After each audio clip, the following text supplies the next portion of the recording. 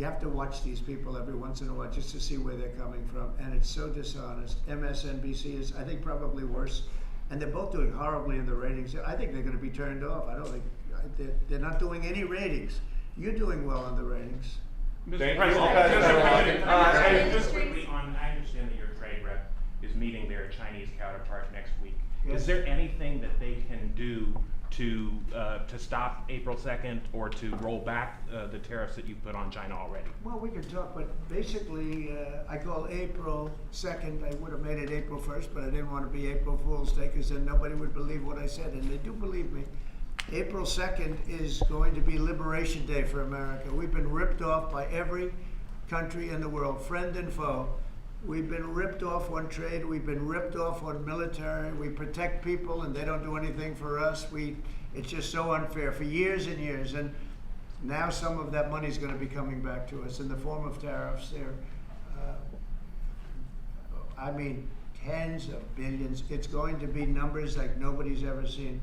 So NVIDIA announced today, you saw that, hundreds of billions of dollars of investment.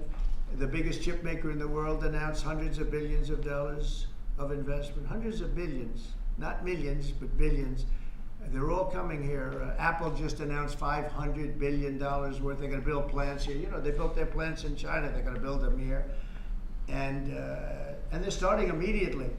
We have investment, the likes of which this country has never seen, already announced. And they all want to have news conferences. I don't have enough time to have that many news conferences, but I would say so far at least $4 trillion. $4 trillion is coming in. Car companies, very importantly, a lot of the car companies that were going to build in Mexico or Canada are now building here, because I don't want cars from Canada. I don't want cars from Mexico. They want to do it, it's fine, but I want the car companies to build here, not, you know, they were building in Mexico 3 plants, big plants, really big plants, and they were going to sell the cars right across the border. We wouldn't have the jobs, we wouldn't have the profits, we wouldn't get the taxes, we get nothing. All we get is unemployment and empty factories. Those days are over. So now those 3 places are going to build here, but many more than that. We have a big one. Honda is building, just announced a really big plant in Indiana, great state, smart place to build.